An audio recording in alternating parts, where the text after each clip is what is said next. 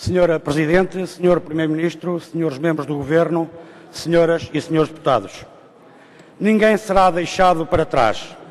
Esta deve ser a afirmação que mais vezes aparece referida ao longo das 129 páginas que dão corpo ao documento que agora estamos a discutir e que, aliás, já foi hoje aqui objeto de referências no plenário. Mas, apesar do programa do Governo insistir várias vezes nessa ideia, não é necessário grande esforço para concluir que nem todos são chamados ao sacrifício para responder à grave situação que o país atravessa. Uma situação que é, aliás, resultado de políticas a que tanto o PSD como o CDS-PP não são alheios, porque também têm, como se sabe e como é público, responsabilidades na aplicação das políticas que conduziram à crise que hoje vivemos. E nem todos são chamados ao sacrifício porque, prosseguindo o que começa a ser uma velha prática, o novo Governo esqueceu-se dos do costume.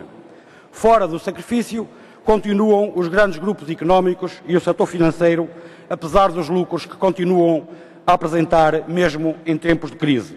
O novo Governo, não só no que se refere a sacrifícios, deixa os intocáveis para trás, como mais à frente ainda lhes abre as portas para deitar a mão a áreas muito apetecíveis e há muito desejadas através da dilapidação do nosso património coletivo. Em causa está tudo o que pode dar lucro. Dos transportes públicos à saúde, é tudo para privatizar. TAP, EDP, REN, CTT, as áreas dos seguros e da saúde da Caixa Geral de Depósitos. Vai tudo. Até a RTP, apesar do CDS-PP ter passado a campanha eleitoral a rejeitar a sua privatização. E nesta avalanche de privatizações, nem a saúde escapa, já que o Governo pretende dar mais espaço ao setor privado na gestão dos hospitais e até nos centros de saúde. Os privados têm assim a porta aberta para deitar mão à saúde dos portugueses, ou melhor, dos portugueses que tiverem meios para o fazer, porque os outros vão certamente ficar para trás. Na ofensiva fiscal, o Governo prepara-se para reduzir os montantes das deduções com as despesas na saúde e na educação ao nível do IRS, o que vai agravar ainda muito mais a vida de muitas famílias portuguesas, muitas delas a viverem já com muitas dificuldades e a viver numa verdadeira fuga à miséria. O mesmo se diga em relação ao IVA, com a passagem de bens essenciais da taxa reduzida e intermédia para a taxa mais elevada. E como se tudo isto fosse pouco, como se não chegasse, hoje os portugueses acabaram de ficar sem metade do 13º mês. Pior notícia não podia o Sr. Primeiro-Ministro dar hoje aos portugueses. E a fórmula "ninguém será deixado para trás" também não encaixa nas propostas para a área laboral que constam do programa do Governo. Na relação trabalhador-empregador, o Governo deixa literalmente ainda mais para trás os trabalhadores, retirando-lhes direitos, fragilizando ainda mais a sua posição contratual e fortalecendo a posição da entidade empregadora. Despedimentos mais facilitados, contratos a termo das pessoas que estão prestes a entrar para o quadro, porque os contratos estão no fim do período de renovação, podem agora ser precários por mais tempo. Mexidas no período experimental, certamente com prejuízo para o trabalhador, e as horas extraordinárias deixam de ser pagas. São estes os contributos que constam do programa do Governo para responder ao mais grave problema dos nossos dias, que é o desemprego. Relativamente à política de transportes, o Governo pretende promover o transporte público e melhorar a eficiência dos operadores.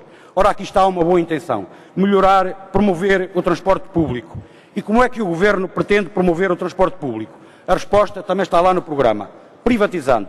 Ou seja, o Governo pretende privatizar os transportes públicos como forma de promover a utilização do transporte público, isto quando todos conhecemos as implicações que resultam em termos de mobilidade com a privatização dos transportes. Muitos portugueses vão certamente ficar para trás. Por fim, no que diz respeito ao ambiente, o Governo fala em inaugurar uma nova estratégia para a conservação da natureza e biodiversidade, apostando na valorização económica dos recursos naturais e na revisão do modelo de gestão das áreas classificadas. É isto que o Governo tem para oferecer aos portugueses em matéria de ambiente.